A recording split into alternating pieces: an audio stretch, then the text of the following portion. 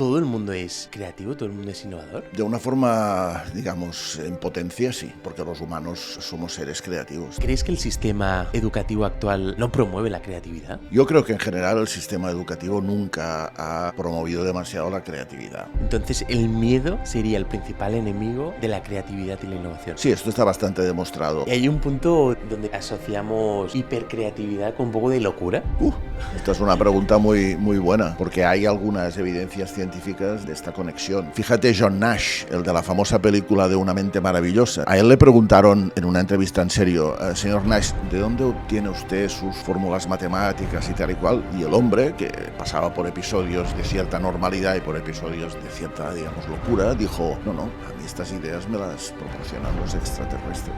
Últimos tips, así, en la medida de lo posible que le puedas dar a una persona que hoy no diga, vale, voy a ser más creativo, voy a empezar a ser más creativo. Mira, yo creo que es importante. Hola a todos, ¿cómo estáis? Hoy tenemos con nosotros a Frank Ponti, doctor en neurocreatividad, profesor de EADA, speaker y ayudante de organizaciones de todo el mundo a hacer que sus equipos, que sus personas sean más creativas y más innovadoras. Frank Ponti, muchísimas gracias por estar aquí. De nada, Pedro, un placer. Muy contento. Frank, te hemos traído porque, colaboramos juntos y aprendimos mucho el día que, pues que nos conocimos, ¿no? Y nos gustaría entender qué es la innovación, qué es la creatividad. Bueno, yo diría que son las dos caras de la misma moneda, ¿no? La creatividad es una habilidad humana que consiste en generar ideas originales, distintas, y eso requiere de mucha curiosidad, de mucha imaginación. Esto te permite pensar diferente, abordar cualquier tema desde una perspectiva diferente. Por lo tanto, es algo que los humanos hacemos ya de forma bastante natural, porque tenemos que resolver problemas y, bueno.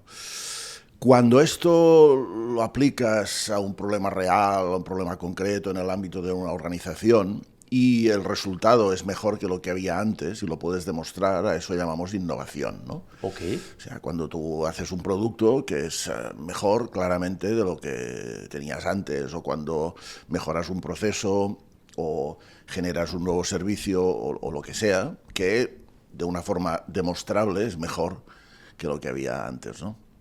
Claro, entonces, ¿todo el mundo es creativo? ¿Todo el mundo es innovador? De una forma, digamos, en potencia sí, porque los humanos somos seres creativos, tenemos algo muy potente que no tienen el resto de animales, al menos de una forma tan desarrollada como nosotros, que es el lenguaje. El lenguaje nos permite interpretar la realidad de una manera muy poderosa y nos permite cambiar las cosas, pensar en cómo las cosas podrían ser diferentes, etcétera, y esto es creatividad. A mí me gusta mucho considerar la creatividad como algo que te permite resolver problemas de todo tipo, problemas pequeños, problemas grandes, problemas medianos, pero que te permite, oye, esto no me gusta, esto no funciona, esto así no nos va bien, ¿cómo lo cambiamos, ¿no? Y esto, lo que pasa es que hay gente que, pues, por lo que sea, ha tenido en su vida toda una serie de bloqueos, Okay. escuela, un trabajo que te dicen a usted no le pago por pensar sino por hacer no sé qué, etcétera. Y cuando tienes muchos de estos bloqueos, claro, pierdes tu Claro. Interesante. Entonces, ¿todos somos creativos, innovadores en potencia? Sí. ¿Existen como bloqueos vitales que puede ser, ¿no? Un poco la educación, sí. Experiencia laboral, que hace que creamos que no somos creativos o innovadores? ¿Qué formas hay de potenciar, ¿no? O sea, cualquiera que nos esté escuchando, ¿no? Que sea un joven, un estudiante o un emprendedor, ¿qué formas tenemos de desbloquear ese potencial creativo? Bueno, primero tienes que ser consciente de que lo tienes bloqueado, ¿no? Porque ¿Vale? si no... Cuando tú te das cuenta, cuando tú dices, por ejemplo, no, es que yo no soy creativo, hay mucha gente que repite esto como un mantra y al final se lo acaba creyendo. Lo primero que tienes que hacer es recuperar tu confianza creativa. Tu confianza creativa, confianza en que puedes ser una persona normalmente creativa, no hace falta que seas Leonardo da Vinci ni Shakira, ¿ves? Pero que seas una persona normalmente creativa.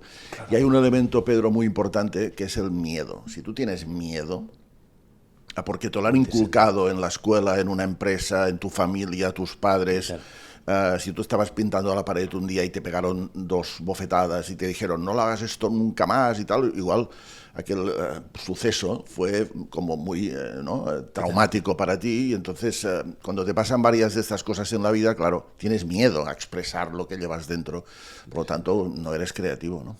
Entonces el miedo sería el principal enemigo sí. de la creatividad y la innovación. Sí, esto está bastante demostrado. Tenemos en el cerebro una serie de centros que procesan el miedo, ¿no? Las amígdalas y otras partes del cerebro emocional, sobre todo, pero también en algunas partes de la corteza prefrontal que procesan estos episodios de miedo, y cuando se producen, pues uno se queda como paralizado, ¿no? Vale. Hay mucha gente que, fíjate, que te dice, no, es que yo dibujar no sé, porque tienen miedo a hacer cualquier cosa, pero si dibujar es expresarte, no hace falta que dibujes bien, ¿no? O cualquier circunstancia en la que tengas que aplicar tu creatividad, ¿no? No, es que la gente utiliza utilizamos muchas excusas, ¿no? Y que se resumen en esto de, no, es que no soy creativo. ¿Cómo no vas a ser creativo? Yeah. Porque es que es algo que no hay que mitificar, sobre todo. Si pensamos creatividad, claro. Einstein, yo qué sé, ¿no? Da Vinci, Picasso... sí, tal, pues hombre, entonces casi seguro que nadie de los que estamos por aquí llegaremos a esos niveles. Nunca se sabe, pero...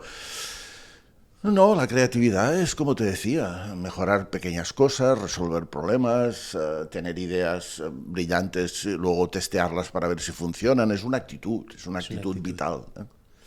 Sí, sí. Entonces, me interesa mucho este punto del miedo, ¿no? Como el miedo bloquea muchas veces la capacidad creativa que tienes, ¿no? Por eso es el sistema límbico, ¿no? La amígdala, como muy bien decías.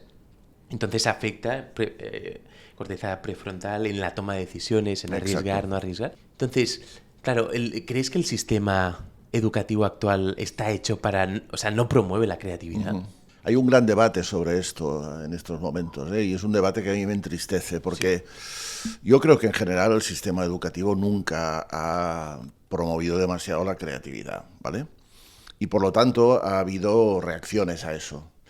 Y escuelas o movimientos pedagógicos que han apostado por hacer las cosas de una forma distinta. Claro. Pero ahora esos movimientos pedagógicos están en el punto de mira, digamos, porque como en Cataluña, que es donde estamos, pues ha habido unos resultados bastante malos de los informes PISA. Es verdad. Algunos dicen que esto es por estos cambios innovadores de trabajar por proyectos y que no hay el respeto debido a los maestros y tal y cual. Yo creo que, francamente... o sea, yo creo que es un tema de plantear la escuela y la educación de una forma bastante distinta a como la conocemos, ¿no?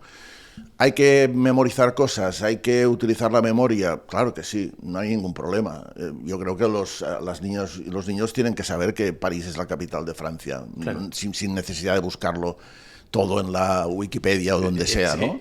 Pero, ostras, es que si solo entendemos por escuela esto, hay que desarrollar muchísimas habilidades emocionales, habilidades cognitivas, hay que trabajar de una forma diferente, tenemos que dominar nuestras emociones, tenemos que poder desarrollar nuestra creatividad, y todo esto normalmente en la escuela no se hace o se hace poco.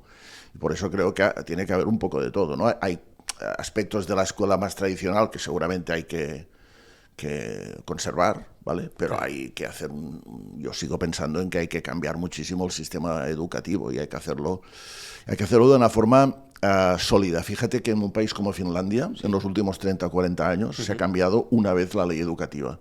En España creo que la hemos cambiado 15 o 16 o 17 veces. En esto no puede 30 ser. años, 16 veces. Sí. Esto no puede ser, porque entonces la gente ya no sabe si lo que hay que hacer es esto o lo otro. Ahora viene alguien, dice esto, ahora critican, tal. Bah, yo creo que es uno de los grandes problemas que tenemos por aquí, ¿no? Claro. Entonces, sigue cierto que el sistema educativo no está hecho para promover la innovación y la creatividad. Pero aún así, podemos decir que hay ciertas personas que sí que son más creativas, o ciertas personalidades, caracteres. ¿Hay una base genética de la creatividad? La hay, pero no hay que magnificarla. Vale. ¿No? La hay, pero yo creo que es mucho más la actitud que tú desarrollas durante toda la vida. Lo que es más genético puede ser un talento, ¿vale? Porque hay que diferenciar un poco entre... Un talento, por ejemplo, es una niña o un niño que le pones delante de un piano y después de algunas lecciones, algunas cosas, empieza a tocar el piano de una manera que dices, oye, esto no puede ser. Claro. Este niño, esta niña tiene un talento, ¿no?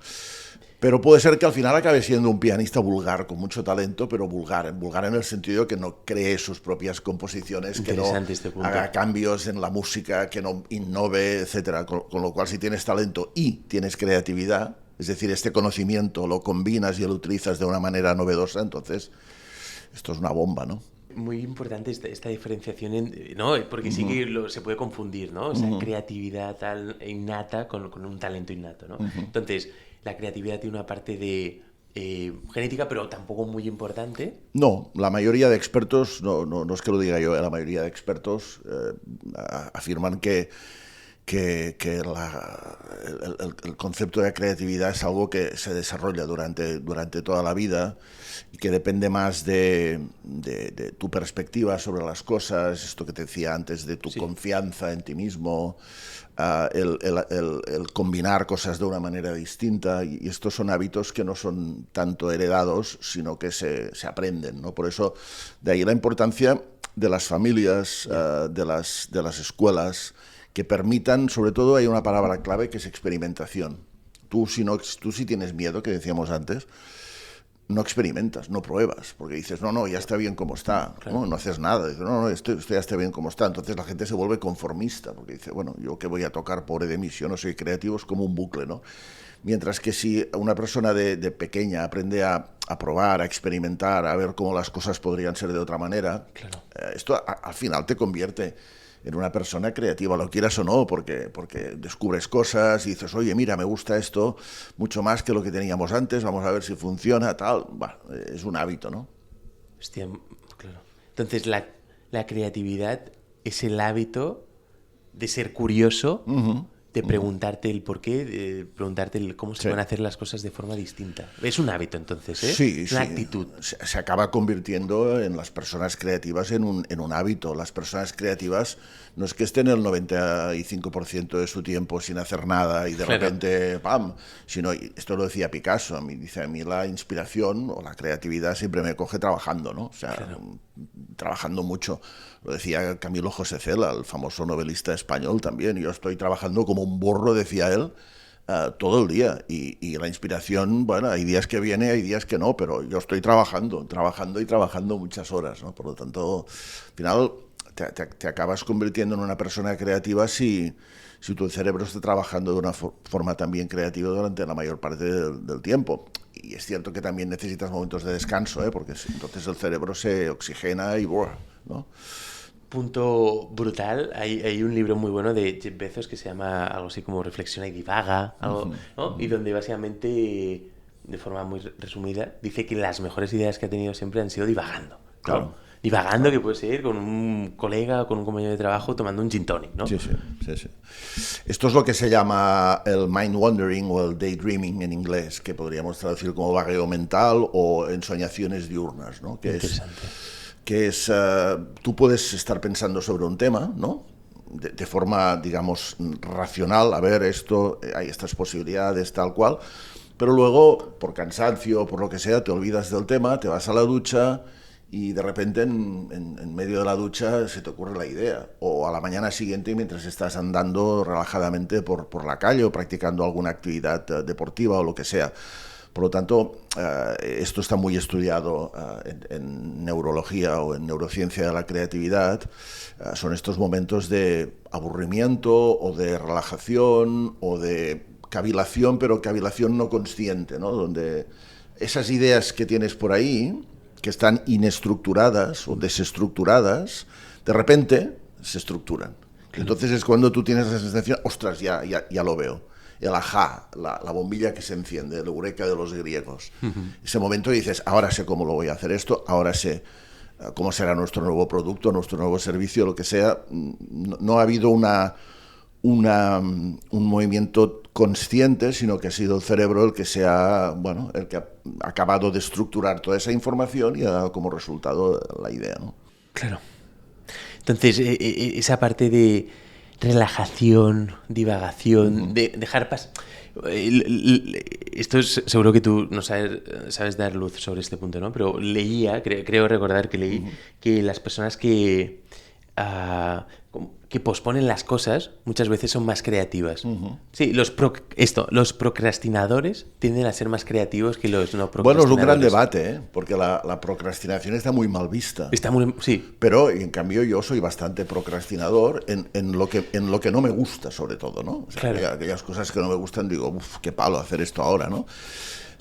Pero es cierto, porque tú vas dejando que aquello como que madure y a veces entonces cuando te pones, seguramente 5 minutos antes de tener que entregar algo y tal, lo haces de forma casi intuitiva, mucho mejor. A mí esto me pasa mucho y estoy muy contento de esto. Por eso cuando me dicen, no, es que tú procrastinas mucho y tal, oye, yo entrego las cosas a tiempo, sí, pues entonces déjame que yo lo haga a mi ritmo. No 7 días antes, porque 7 días antes es que me da una pereza, sino 10 minutos antes. Te lo voy a dar más o menos arregladito, te voy a dar la solución, el trabajo que me has pedido, la idea o lo que sea. Pero sí, porque bueno, es que esto funciona en gran medida así, ¿no? La gente creativa tiende a tener muchos espacios en blanco, donde las ideas, como te digo, se van autoconstituyendo, ¿no? ¿Existe una correlación importante entre creatividad y desorden, caos? Sí.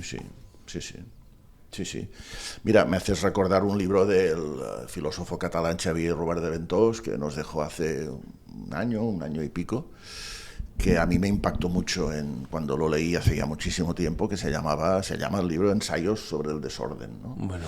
Y el libro es una maravilla, porque dice las personas excesivamente racionales, ordenadas, donde todo tiene que estar en su sitio, etcétera. Bueno, al final necesitan un poco de entropía, de caos, porque si no dejas que las cosas funcionen de una forma como más relajada, más natural, esta obsesión por poner orden. Por lo tanto, yo creo mucho en este concepto de desorden creativo, ¿no? No de desorden en el sentido peyorativo negativo, sino desorden creativo. Es decir, oye, voy a coger esto por aquí, esta otra cosa por ahí, a ver qué pasa, vamos a investigar, claro, vamos a mezclar. Muy interesante, porque es como si esas personas tan excesivamente estructuradas, organizadas, tuvieran todo tan en su sitio que no dejan espacio mental ni actitudinal para que pasen cosas nuevas. Sí, en ese espacio mental del desorden, ¿no? Pues entran cosas, ¿no? Conectas de forma distinta. Sí. Aprender a dominar esto es una de las claves, según la neurociencia de la creatividad, para ser más creativos. Esto, mira, hay dos perfiles, las personas más que se llaman deliberadas. ¿Vale? Las personas deliberadas son ordenadas, estructuradas, planifican, hay un inicio y hay un final, son personas, digamos, racionales, lógicas, bla, bla, bla, ¿no? Y eso es importante, porque al final vivimos en un mundo que es así, ¿no? Que funciona con unos plazos y unas...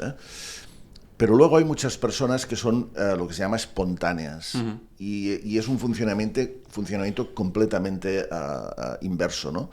Son personas que pasan mucho tiempo sin hacer nada, observando las cosas. Por ejemplo, un paseo, tú te paseas por aquí y ves cosas y... Bueno, y luego resulta que una de esas cosas te sirve para solucionar un tema. Totalmente. Son personas muy imaginativas, bueno, saben, tú les preguntas, por ejemplo, cualquier cosa que necesite de imaginación. Por ejemplo, les preguntas cómo serán las ciudades dentro de 500 años, que nadie lo sabe, y te cuentan, te empiezan a describir escenarios. Bueno, las dos cosas son muy importantes para la creatividad y, en definitiva, la innovación. Si eres demasiado deliberado y nada espontáneo, eres demasiado rígido. Si eres muy espontáneo y nada deliberado, sí, tendrás ideas maravillosas, pero que no las podrás aterrizar. Y en una empresa te dirán, oiga, ya está, necesitamos soluciones a los problemas, nuevos productos, nuevos servicios, nuevas maneras de hacer las cosas, ¿no? Por lo tanto, aprender los dos lenguajes Y el problema, que recuperando lo que decíamos antes, es que en las escuelas se fomenta mucho más el pensamiento deliberado y casi nada el espontáneo. Y de hecho ha habido como un discurso, todavía lo hay, que las personas deliberadas son las potentes, los cocos, las inteligentes.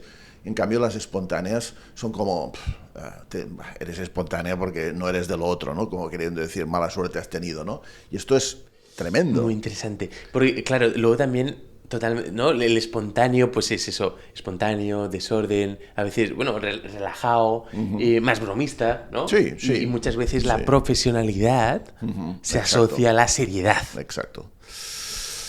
Bueno, es que tú sabes que en una sesión de generación de ideas es bueno dejarte llevar por la primera cosa que te pase por la cabeza. Las personas muy deliberadas esto no lo saben hacer. Yeah. Como la primera cosa que me pase por la cabeza. Ellos van ya directamente a las soluciones y no les gusta demasiado dar vueltas a las cosas, pero se sabe que para ser creativo tienes que dar vueltas a las cosas, tienes que pensar en temas, olvidarlos, volver a ellos, combinar con otras cosas, y esta es una actitud mucho más espontánea que a veces pues hay mucha gente que no tiene, ¿no? Los grandes genios, si tú, mi personaje preferido en este sentido es Einstein.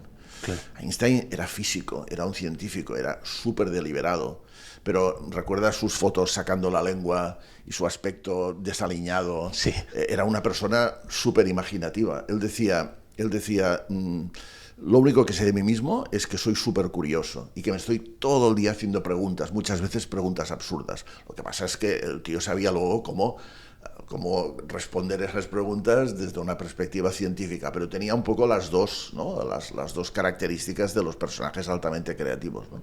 Y de hecho, Frank, si no me equivoco, Einstein en su primera teoría de la relatividad, la general, la primera, ¿no?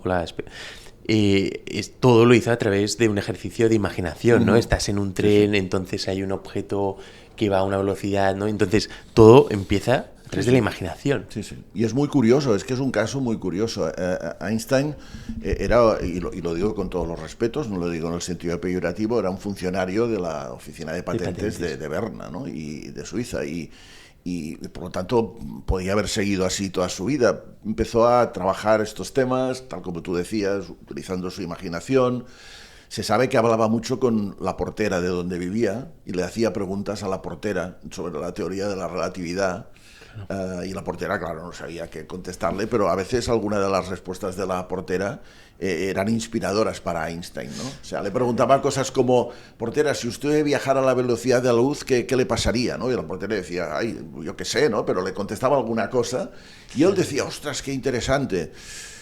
Y entonces iba construyendo todo esto hasta que publicó el primero de sus libros, que entonces ya le empezó a dar esa dimensión de gran científico. De hecho, es uno de los grandes científicos, si no el mayor de toda la historia, ¿no? Claro, aquí hay un punto con el que he conectado totalmente, ¿no? Que es esa apertura al feedback, a las recomendaciones, a las ideas de los demás, y muchas veces de los que tienen cero información sobre esa temática concreta, ¿no? Claro. Porque te van a dar a oxigenar las ideas, ¿no? Muchas veces. Sí. Has tocado un tema clave, Pedro, que es la humildad.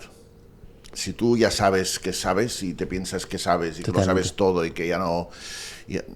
esto no te ayuda para nada a ser creativo. La creatividad parte del maravillarse, del ser como una niña o un niño pequeño, que miras el mundo con ojos de ingenuidad, porque entonces ves cosas que no ve nadie, buscas, experimentas, tienes una actitud en este sentido muy favorecedora a la creatividad. Y esto a nivel empresarial es claramente aplicable a conocer a los usuarios. ¿Quiénes son tus usuarios? ¿Cómo dialogas con ellos? ¿Cómo entiendes las cosas que no les gustan de un producto, de un servicio, y por lo tanto cómo aprendes, ¿no? Técnicas como el design thinking, por ejemplo, van muy por aquí, de aprender del usuario.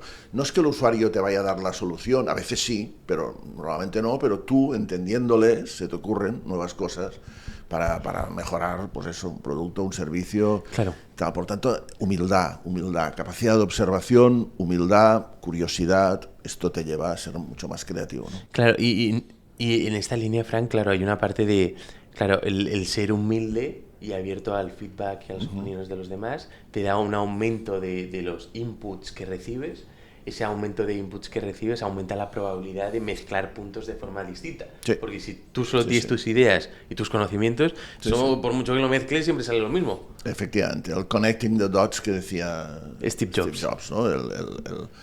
Al final la creatividad es ver cosas que los demás no son capaces de ver. Esto lo decía también Leonardo da Vinci en italiano, decía saper vedere, ¿no? Saber ver, ¿no? Saber ver cosas distintas. Y es la clave, porque, bueno, tú puedes tener aquí en esta habitación un palo apoyado en la pared y luego una bayeta o un mocho o lo que sea en el suelo y no hacer la conexión. Totalmente. Ahora sí que la haríamos todos, porque ya sabemos que esto existe. Pero, ¿vale? Hay conexiones que son muy evidentes, pero hasta que alguien no las ve, pues no tienen lugar, ¿no? Y esta es una de las claves, efectivamente, de la creatividad, conectar cosas que parecen inconectables. Yo en clase siempre les pregunto a mis alumnos, que creo que esto vosotros lo conocéis porque en algún acto lo hemos hecho, conectar un libro, una cerveza y una cama. Entonces, de entrada la gente dice, un libro, una cerveza y una cama. O sea, ¿qué tienen en común las tres entre sí? La gente dice, no sé, un libro, una cerveza, una cama, oye, no sé, va. Claro, tienen miles de cosas en común, claro. Miles. Pero por lo que sea, nos como bloqueamos. O sea, tienen en común, fíjate, que se pueden tocar las tres, que son objetos manufacturados, que no existen como tal en la naturaleza, claro. Que pesan, que los puedes comprar, que los puedes vender. Que muchas veces sirven para relajarte. Exacto, que los puedes utilizar simultáneamente. Puedes estar en una cama con un libro y una cerveza. Que existen muchos tipos de cada uno, ¿no? Yo qué sé, pues claro. Estaríamos hasta las 8 de la tarde de hoy, irían saliendo cosas que comparten un libro, una cerveza y una cama, pero mucha gente se queda como bloqueada, ¿no? Claro, esto es un problema. Pero por lo que decías antes del miedo, ¿no? Es, ¿verdad? Sí. Hostia, ¿sabes? Seguro que no sé la respuesta correcta. Hostia, a ver si voy a decir una tontería. Exacto. Eso, primero que no practicamos mucho el pensamiento analógico, no lo practicamos mucho en las escuelas, o no lo suficiente. El miedo a decir alguna tontería, alguna cosa rara, y también la falta de confianza, ¿no? Es que no nos atrevemos a decir cosas, aunque alguna pueda ser no del todo correcta o lo que sea, pero no nos atrevemos a decir este tipo de cosas, ¿no? Y bueno, y esto frena, lógicamente, la creatividad muchísimo. De hecho, hay gente que en este ejercicio, si tú lo haces en silencio y todo el mundo tiene que apuntar cosas, hay gente que al cabo de, me parece que doy 3 minutos, ha apuntado 2 o 3 cositas, 2 o 3 cosas. Normalmente son unas cuantas más, pero claro, es que hay... Fíjate una cosa importante, Pedro, que es que además de 3 objetos son 3 palabras. O sea, que puedes empezar, por ejemplo, decir, pues en castellano las 3 empiezan con una consonante, libro, cerveza, cama, y acaban con una vocal. Bueno, yo qué sé, ¿no? Es que no acabarías nunca Empieza de por encontrar... C, tal, Exacto. 1, 2, tal. Ya, ok.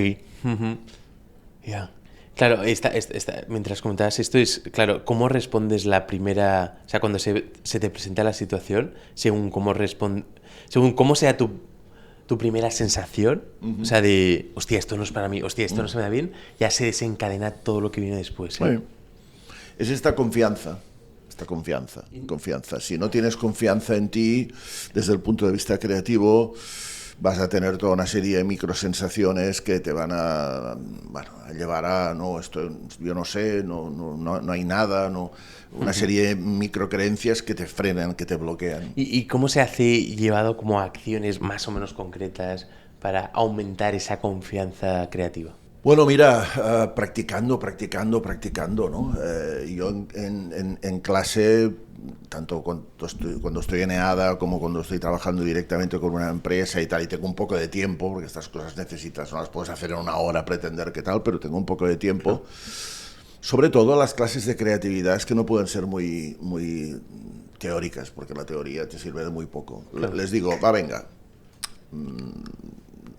situaciones más o menos reales, claro, en las que, bueno, pues tengas ocasión de poner en práctica esto. A la gente le cuesta mucho, ¿vale? Pero poco a poco se van como desbloqueando, poco a poco se van desbloqueando, jugando con objetos, a veces, trabajando con distintas técnicas, prototipando soluciones, no sé, hay muchísimos ejercicios que yo utilizo para que la gente vaya entendiendo que esto no es tan complicado, que esto es ponerse, perder el miedo, ponerse a trabajar de una forma distinta, aumentar nuestra curiosidad y abriéndonos al mundo, ¿no? Yo me he encontrado con personas que están hiper, ultra, macro bloqueadas, pero una cosa tremenda, tremenda, de decirles, mira, me pasó en Granada, en el instituto, en la Escuela Andaluza de Salud Pública. Claro. Una persona llega al principio del seminario y lo primero que hace es decir, oye, mira, yo es que he venido aquí porque me ha enviado mi jefe, pero yo soy cero creativa. Digo, bueno, claro, no te preocupes, relájate, tal. Al cabo de un rato la invito para hacer un ejercicio, la invito a que me señalara un objeto que tenía a su alrededor. Dime cualquier cosa que tengas a tu alrededor, ¿vale? Una pregunta que yo sepa bastante fácil de contestar. Yeah. Ella me dijo, es que ya te he dicho antes que no puedo, es que no soy creativa. O sea, era incapaz, se bloqueó tanto que era incapaz de decir, oye, pues una mesa, una silla, un lápiz, una botella, una pared, Entonces vi que estaba ante un caso, es uno de los más gordos de mi experiencia profesional, un caso muy grave, ¿no? De persona muy, muy, muy bloqueada, ¿no? Claro, mientras me decías esto me iba imaginando como formas, ¿no? Y es como si la creatividad no fuera una expresión de formas, colores, historias de tal, y el miedo fuera una especie de como, ¿no?, cinta que envuelve todo eso y te constriña y no sale, y esa persona estaba ahí totalmente, no dejaba salir nada, ¿no? Entonces, claro, está totalmente constreñida, ¿no? Sí, sí. Por eso es importante transmitir el mensaje de que todos tenemos ese potencial y de que nunca es tarde como para recuperarlo, ¿eh? El problema también es que hemos hablado de la escuela, pero a veces las empresas tampoco ayudan, ¿eh? Porque, y en casa, ¿no? A veces también comentabas. En casa también. Yo creo que el entorno ideal para los niños, ¿sí?, es poder hacer muchas cosas, ¿no? Poder experimentar, poder jugar de una forma creativa. Y hoy en día el tema de las pantallitas, o sea, en parte es lo que hay, es lo que corresponde a su generación, no podemos esconderlo ni limitarlo excesivamente porque vamos a crear un problema, pero un exceso de pantallas hace que cuando nos pongan una caja de cartón, cuando era pequeño, tú te ponían una caja de cartón en el suelo y tú te metías dentro. Para todo el día. Te pensabas que estabas en una nave espacial, abrías una ventanita, pedías a tu mamá unas tijeras y abrías una ventanita y mirabas tal. Me temo que a muchos niños igual les pones la caja de cartón y te dicen, a mí dame el móvil o dame el ordenador, y déjate de cajas de cartón. Y esto, si es que es así, que en gran medida es así, es preocupante. Yo he llegado a ver en una playa maravillosa de la Costa Brava un niño que estaba completamente tapado por toallas para crearse su mundo interior y jugar con la PlayStation. O claro, por la luz que le molestaría. Sí, claro. Pero que se pasó, no un momentito, o sea, mientras estaba yo ahí, este niño estaba... Tampoco es esto, ¿no? Es el periodo digital, son nativos digitales, todo lo que quieras, ¿eh? Pero quizá... Claro, hay un punto, Frank, también... a ver si me puedes ayudar en este tema, ¿no? De muchas veces es hacerte como preguntas o, ¿sabes? Hacerte preguntas. Sí, sí. Entender cuáles son la esencia o las raíces de esa cuestión, ¿no? Y luego creo que asociado también a lo que decías de la educación, muchas veces es como cómo te responden tus padres, los profesores o en el trabajo a cuando tú haces preguntas el porqué de las cosas, tío. Claro. Porque se hace así. Totalmente. Oye, pues investiga. Sí. Y el según cómo se responde, vas hacia un lado, hacia el, hostia, todo es posible, puedo contestar estas preguntas yo por mi propia cuenta. O, no, ya las han respondido por mí. No soy un ser proactivo, sino soy reactivo a lo que otros han determinado que es la solución. Totalmente, totalmente. Y por eso cuando una persona tiene la desgracia de tener 2, 3, 4 experiencias, es decir, si vas a la escuela y te pegan un bofetón cuando te equivocas o lo que sea, Claro. si en casa también se te ha ocurrido dibujar algo y te han dicho, vaya porquería de dibujo que has hecho, no tienes ni idea, no sabrás dibujar en tu vida. Y luego vas a la empresa y te dicen, oye, yo a usted no le pago para tener ideas, sino para que haga su trabajo. Claro, llega un momento que llegas ya con 20 y pico, 30 años que dices, yo no... Claro, te han matado realmente esos recursos creativos que tenemos todos de forma natural, y esto es un drama. Efectivamente, el hacerte buenas preguntas y el intentar responderlas es la clave, es la clave de todo, porque si las respuestas ya existen o pensamos que ya existen, esto evitará que la gente realmente quiera formularse nuevas preguntas o intentar contestar a esas preguntas de una forma distinta, ¿no? Claro, una de las cosas que hacemos también en emocional y que a mí personalmente me apasiona, ¿no? Es como pasar la cosa más alto nivel posible, ¿no? Que es la creatividad, una actitud, ¿no? Positivo, ser curioso, pero ¿no? Ir bajándolo y llevándolo como... Al final es hacerte preguntas y permitirte el tiempo suficiente como para ir contestándolas sin mucha rigidez, ¿no? Porque si ni te haces... que es la curiosidad al final, preguntarte, oye, ¿por qué el cielo es azul? ¿No? Sí, sí. Y hay una cosa muy buena que forma parte de este loop, ¿no? de comportamiento creativo, que es que cuando tienes una idea, está muy bien, fantástico, has tenido una idea, pero hazla. Pasa a la acción, porque con la idea solo muchas veces no es suficiente. ¿Y esto qué quiere decir? Pues si es algo físico, constrúyelo con materiales sencillos, pruébalo, pide feedback, oye, ¿qué te parece esto? ¿Qué tal? Y testéalo, por lo tanto, ¿no? Es esta... Para mí es capacidad de observación que viene de la curiosidad. Esto te va ayudando a hacerte preguntas y a fortalecer tu imaginación. Sí. Esto te permite ser más creativo porque generas más ideas, etcétera, y más combinaciones entre conceptos. Y luego está la parte de ponerlo en práctica, de prototiparlo, de testearlo, de experimentar, de tener una actitud experimental. Las empresas que experimentan son las empresas más innovadoras, porque las que no dicen, no, esto ya lo hemos hecho así toda la vida, esto se hace así, y no hay realmente pues esa capacidad para reinventar las cosas, ¿no? Es una pasada, es que me fascina este tema. Veo que estás bastante metido, ¿eh? O sea, No. Haces muy buenas preguntas. No, pero porque estoy totalmente in en lo que me estás diciendo. Pero quiero decir que hacer buenas preguntas sobre el tema también es importante, ¿no? Y me ayuda a mí a vehicular mis respuestas. ¿Crees? O sea, porque luego has hablado de la la confianza en probar cosas, ¿no? Claro, te pongo mi ejemplo, ¿no? O sea, he visto una correlación muy importante entre la confianza y el éxito, muy entre comillas, vital y personal y laboral, etcétera, etcétera. Y esto viene de una actitud ante la vida de siempre creer que tarde o temprano voy a encontrar la solución, ¿no? Entonces, sí. ¿crees que esto es importante para desatar el potencial creativo? Sí. Mira, cada vez la innovación empresarial se asemeja más al método científico. Vale.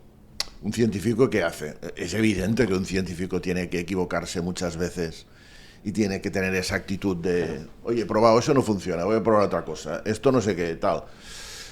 En la empresa es bastante lo mismo, ¿eh? Es decir, no es exactamente el mismo escenario la empresa que un laboratorio científico, pero tiene muchos puntos de conexión. Si la gente tiene miedo, no probará. Si la gente no tiene confianza, no creerá en una posible solución. Pero si la gente tiene curiosidad, se hace preguntas, tal, esto, mira, lo hemos hecho, no funciona, vamos a ver otra cosa. Y es este entorno de... Esto hay una profesora de Harvard que se llama Amy Edmondson, que le llama seguridad psicológica, un entorno de seguridad psicológica. O sea, sí, un entorno de seguridad psicológica es un sitio en el que si tú te equivocas de forma inteligente para buscar algo, no vas a recibir inputs negativos. Claro. Porque si tú te estás equivocando, te viene un jefe y te dice, bueno, ¿quieres dejar de perder el tiempo ya con esto y dedicarte a hacer cosas serias, hombre? Pues tú dirás, coño, aquí me están penalizando, ¿no?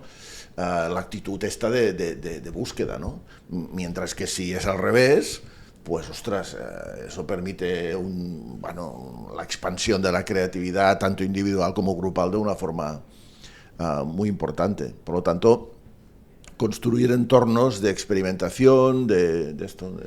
Yeah.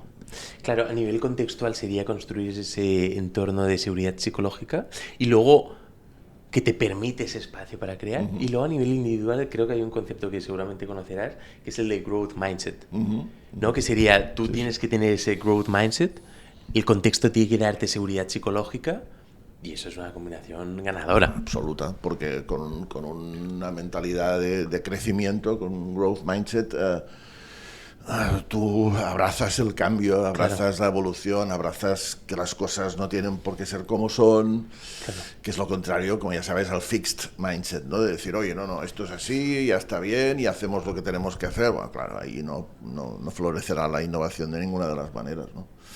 Claro. Sí, la combinación de growth mindset y de zona de seguridad psicológica es fundamental, porque hace que la gente aprenda. O sea, tú aprendes, cuando innovas aprendes. Sí. Si estás apalancado, si estás en una zona de confort, no aprendes, no se produce un aprendizaje real, ¿no? Y esto de cara al funcionamiento constante de la innovación, yo diría que es absolutamente necesario. Tenemos la parte que comentabas antes de deliberativo, creativo, fixed mindset, growth mindset, no seguridad psicológica, sí seguridad psicológica, ¿no? Si vamos haciendo diferentes como espectros o polos de menos a más, ¿no? Y donde hay el factor que nos iría, ¡pum!, por el medio, que es acción, ¿no? Una acción que hace que todo eso tenga sentido. Porque si no, podemos estar aquí creando. Y el punto que dices, donde esa acción te lleva a nuevos inputs, esa acción que puede ser lo que decías antes de hablar con alguien, o intentarlo tú solo, y en ese proceso estás aprendiendo nuevos inputs, por lo tanto más probabilidad de conectar puntos. Sí. Tiene que haber un cierto rumbo por parte de la empresa, ¿no? Decirle a los colaboradores de, oye, nos interesa innovar en esto, en esto y en esto. Si encuentras otra cosa, bienvenida, claro. Pero tiene que haber un cierto rumbo, una cierta estrategia de innovación, porque esto ayuda a la gente a saber hacia dónde tiene que dirigir preferentemente su esfuerzo creativo e innovador. Pero también tiene que ser un rumbo relativamente flexible, porque a veces, ya sabes que buscando tú vas hacia ahí, pero te das cuenta que tienes que ir hacia ahí, que es lo que se llama pivotar en innovación, ¿no? De decir, ostras, estábamos buscando eso, pero nos hemos dado cuenta de que tenemos que ir por ahí. Claro. Y muchos negocios de startups y gente que emprende funcionan así, ¿no? Estábamos intentando una cosa y nos hemos dado cuenta, hablando con los usuarios, con los consumidores, nos hemos dado cuenta de que teníamos que ir por otra parte. Y por lo tanto, esta cierta flexibilidad es importante. Y luego la gente no debería percibir la innovación como una obligación. Yo me acuerdo que una vez fui a una empresa para dar un taller de innovación, una empresa del sector farma, y antes que yo empezara, el director general tenía que dar un mensaje, ¿no? Entonces, un tío con una cara de bastante mal genio les dijo: tienen ustedes que innovar, ¿lo han entendido? Es muy importante para la empresa, tienen que innovar. Yo pensé, fatal, claro, o sea, fatal. Bien. Claro. Y luego, es que lo bueno es que luego me tocaba hablar a mí, ¿no? Ahora que les dices, ¿cómo recuperas esto? Pues estaba todo el mundo allá medio espantado de... Bueno. Pues estas relaciones estrambóticas, ¿no? Pero voy a ser padre dentro de 3 semanas. Felicidades. Muchas gracias. Y estamos en clases de preparto. Entonces, para parir, para nacer, para crear la vida, ¿no? Tienes que estar relajado. Si la madre no está relajada, si está miedosa, lo que hace es constriñe todo, entonces el bebé no sale y se prolonga, se dilata mucho el embarazo. Esa relajación, ¿no?, que normalmente es el acompañante y el entorno, hacen que genere oxitocina. Esa generación de oxitocina hace que se relaje, entonces todo es mucho más fluido. Sí. Bueno, es que a nivel creativo estos, para producir hay que vaciar. Si está todo tan lleno, tan tenso, que no hay espacio para más, difícilmente serás creativo. Hay un librito muy interesante del director de cine David Lynch, el del Hombre Elefante y el Twin Peaks, y bueno, este director tan creativo, un poco difícil de entender a veces porque tiene unas películas un poco... ¿Es el que le dieron un Oscar ahora? Creo que sí. Pero este año, del Creo que sí, es pero ahora mismo espectacular. no te lo podría confirmar, pero sí. Y bueno, él tiene un libro que se llama Atrapa al pez dorado, que es un libro sobre meditación, él practica la Ok, meditación, y es una metáfora. Atrapa al pez dorado quiere decir que si tú, él dice, si tú vas a pescar y solo te sumerges un poquito, pues sí, igual ves algún pececillo y tal, pero no. Dice, para pescar peces gordos hay que ir más abajo, que es una metáfora de la mente. Si tú vives en un modo muy superficial, las ideas serán superficiales. ya, Tienes que bajar, tienes que tranquilizarte, tienes que profundizar totalmente. en tu ser, conectar con tu inconsciente, porque entonces es cuando aparecen cosas, imágenes y cosas más potentes, ¿no? Y es muy interesante. Es un libro que se lee apenas en una hora porque son como pedazos de texto de sus experiencias con la meditación y cómo hacía él sus películas, cómo hace vaya sus películas. Y es muy interesante. O sea, hay que vaciar. Hay que vaciar. O sea, hay que llenar de contenidos, porque ¿Vale? tenemos que leer y ver películas y hablar con gente y tal y cual, pero de vez en cuando también hay que como dejar que esto se procese bien, no buscar soluciones inmediatas, porque, como te decía al principio de la conversación, el cerebro va trabajando. Cuando tú estás durmiendo, se produce un fenómeno que se llama incubación, que es que el cerebro va trabajando y creando asociaciones entre cosas, que son estas cosas que de repente surgen en momentos inesperados. Claro, la meditación, el parir, que te decía, tienen también, el parir bien y de forma tranquilita y tal, tienen en común la respiración. La respiración es... La relajación en general se asocia a una respiración concreta que ¿no? Se asocia a unas ondas cerebrales específicas. ¿Es importante esto? Sí, muy importante.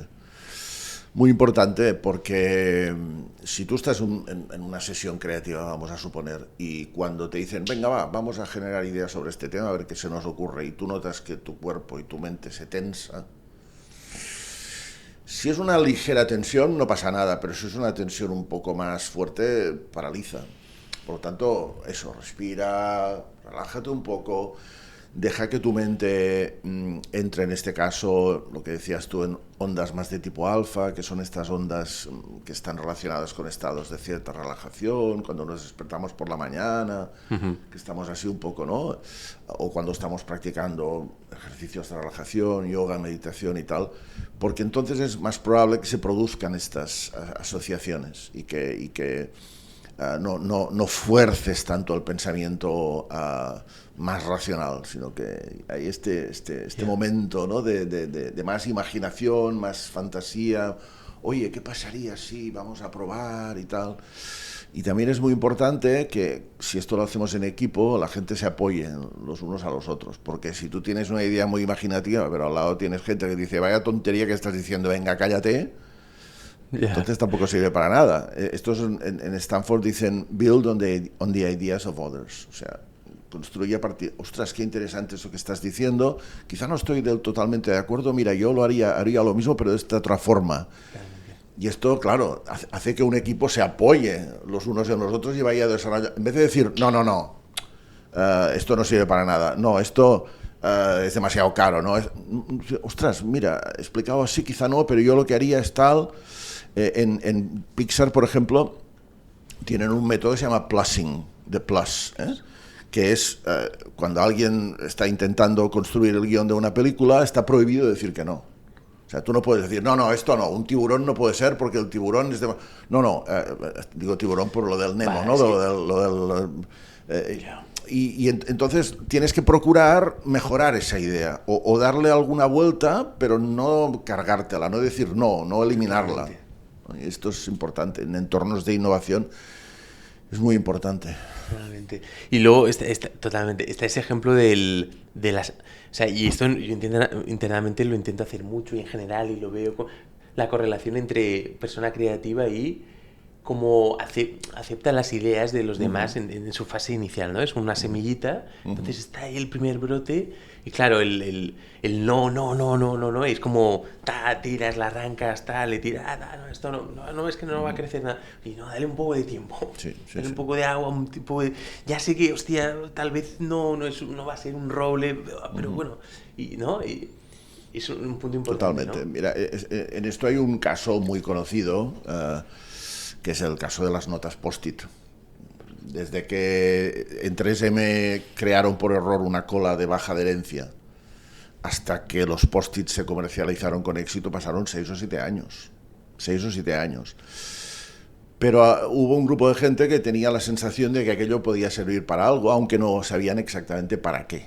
Entonces hicieron muchas pruebas, algunas desastrosas, como por ejemplo, se les ocurrió poner esa cola directamente en los tablones de anuncios. Entonces la ponían la cola ahí. Oh. Y tú cogías un papel y lo pegabas ahí, pero claro, también se pegaban los mosquitos y las moscas y te ensuciabas los dedos y tal.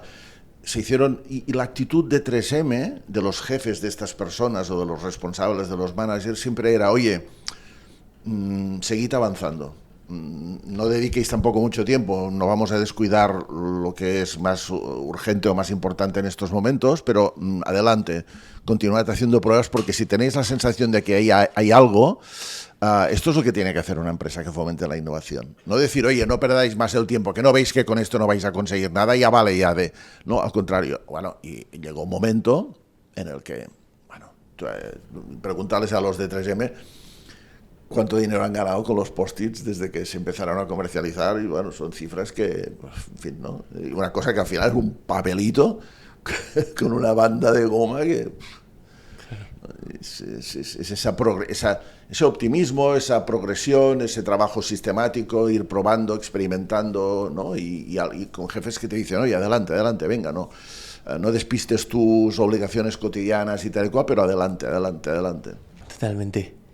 Creo que también, claro, luego viene ya asociado con ese caos, con ese dejarte. Hay un punto de también típicamente donde asociamos hipercreatividad con un poco de locura. Es una pregunta muy, muy buena, porque hay algunas evidencias científicas de esta conexión. Claro. ¿No? De hecho, se sabe que una parte importante de las personas que llamamos, técnicamente se llaman personas altamente creativas, ¿vale?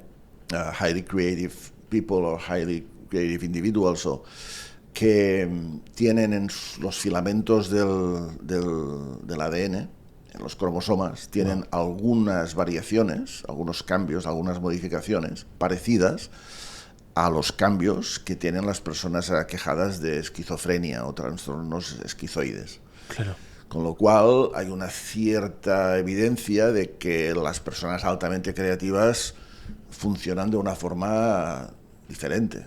Claro. Y en eso estaría la pregunta que me decías hace un rato de algunos fundamentos genéticos, por ahí iría un poco la cosa, ¿no? Claro, porque al final ese esquizofrénico es una persona que literalmente vive en su imaginación. Un mundo, y que ve, hostia, un personaje, hostia, ¿qué le está diciendo? Y no, es un mundo totalmente... O sea, ese tío es creativo. Es que tienes sentido común, porque si tú tienes una mirada normal sobre las cosas, los resultados serán normales. Claro. Si tú tienes una mirada más anormal, sin que sea muy anormal, porque si eres muy anormal te van a encerrar en un hospital psiquiátrico. A ver, o te van a decir, este está como una regadera, no hay manera de tal, pero si es lo suficientemente anormal como para separarse de la normalidad sin llegar a extremos de delirio, claro, ahí está la alta creatividad.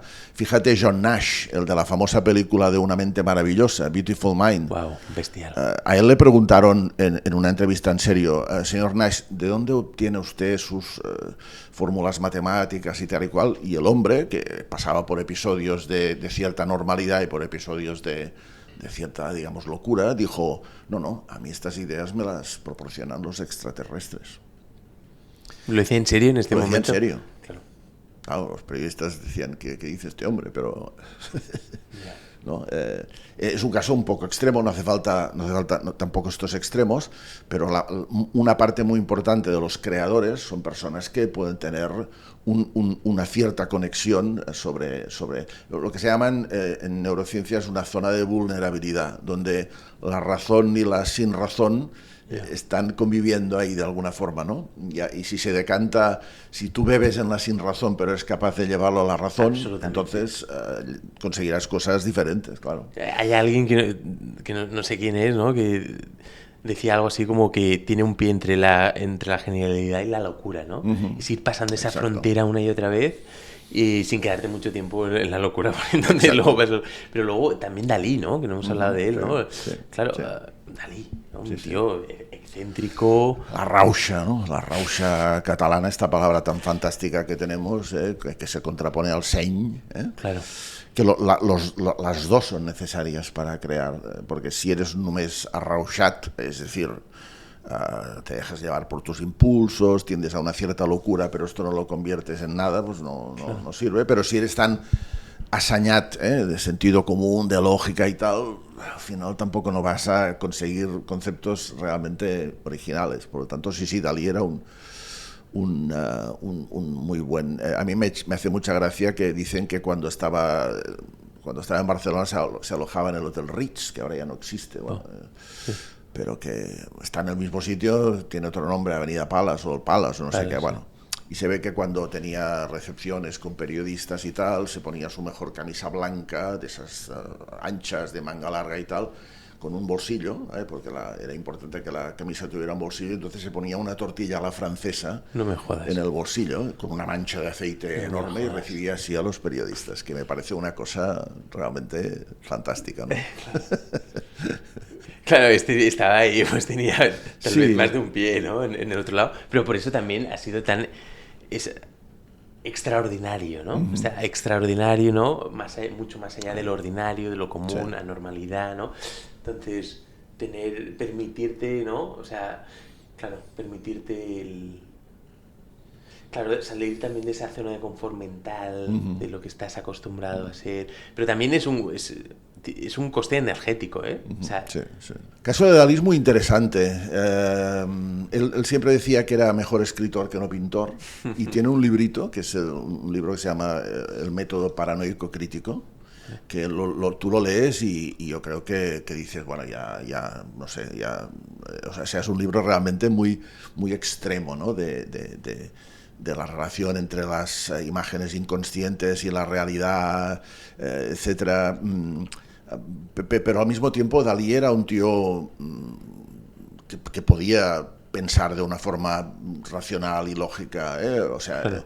Combinaba muy bien estos extremos, se metía en el mundo de las cosas surreales, y lo provocaba durmiéndose y despertándose de repente porque dejaba caer una cucharilla al suelo y el sonido hacía que se despertara, y entonces empezaba a pintar y tal.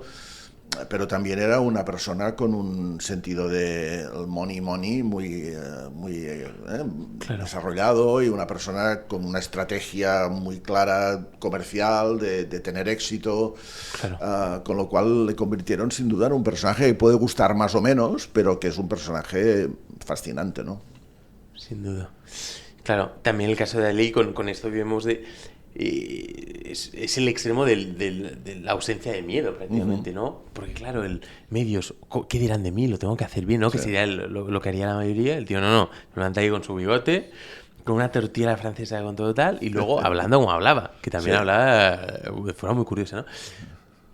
Eso es bestial, esa autenticidad, ¿no? Espectacular. Fran, oye, para ir cerrando, creo que, o sea, ha sido una clase magistral, yo he aprendido muchísimo, ha estado muy, muy bien. Porque haces muy buenas preguntas. No, es que es un tema bestial, ¿eh? me gustaría, bueno, esos últimos tips, así, en la medida de lo posible, que le puedas dar a una persona que hoy, ¿no? Diga, vale, voy a ser más creativo, voy a empezar a ser más creativo. Mira, yo creo que es importante hacer cosas que no haces habitualmente, sea lo que sea, ¿eh? Hacer cosas que no haces habitualmente. Si vas siempre a restaurantes de cocina catalana clásica, pues vete a restaurantes que no tengan nada que ver con esto y descubre nuevas cosas, aprende, es decir, crea hábitos nuevos que sean diferentes a los habituales. Luego creo que es importante hablar mucho con gente diferente. Muy bien. No hables con gente parecida, sino busca el contraste, la diferencia, porque si no todo es muy aburrido y al final lo único que vas a hacer es reafirmar tus convicciones, pero la personalidad creativa no reafirma sus convicciones, sino que busca nuevos caminos de expresión. Muévete, la creatividad está muy asociada al movimiento, anda por lugares donde veas cosas diferentes y inspírate e intenta generar analogías en los problemas que tengas que resolver. Hay muchos estudios que relacionan el movimiento, ¿no? con la creatividad. No tengas miedo a ser provocativo, a hacerte preguntas como muy, oye, ¿esto por qué es así? ¿No? Cualquier cosa, desde un helado hasta un aula de formación, o ¿esto por qué es así? ¿Y cómo podría ser de otra manera? Claro. No tengas miedo a transgredir, a irte al otro extremo. Quizá no te vas a quedar en ese extremo, pero el irte al extremo y pasar los límites te ayudará a ver las cosas de una forma claramente distinta.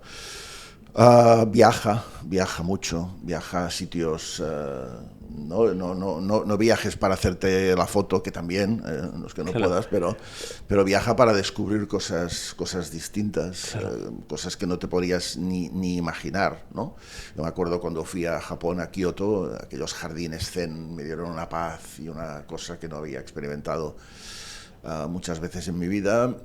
Viaja mucho, esto es importante, viajes experienciales, y también aprende mucho.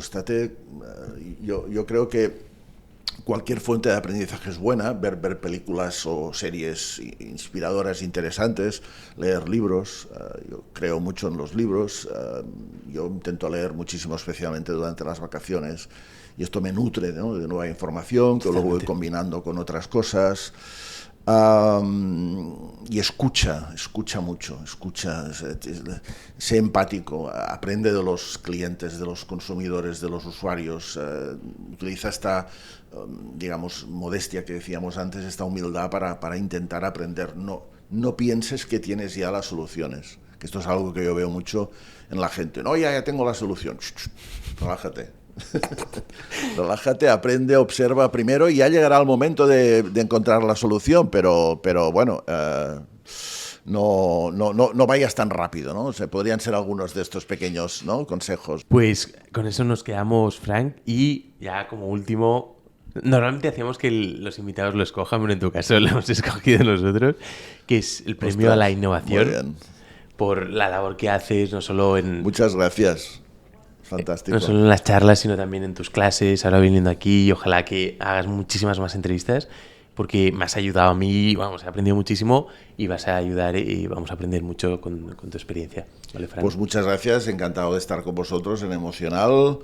Ha sido una conversación súper interesante, y además esto me ayuda a mí también para ordenar mis ideas y tener este reto de no sabes qué te van a preguntar, pero bueno, intentar adecuarte a hablando de creatividad, claro, te tendría que enseñar las preguntas que me ha preparado. No, pero a mí me gusta esto. Mira, ¿sabes? Es que no tiene nada que ver con... La única pregunta que realmente es una mala jugada, que me ha pasado algunas veces, es, por ejemplo, imagínate que te invitan a dar una conferencia en Segovia, ¿no? Vale.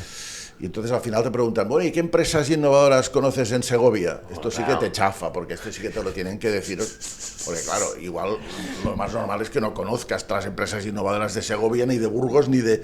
¿Sabes? Entonces, claro, me lo podías haber dicho antes, que me lo hubiera preparado un poco, ¿no? Pero aparte de esta pregunta, las demás, encantado. Muy bien, Frank, lo tenemos. Gracias. Muchísimas gracias. Gracias.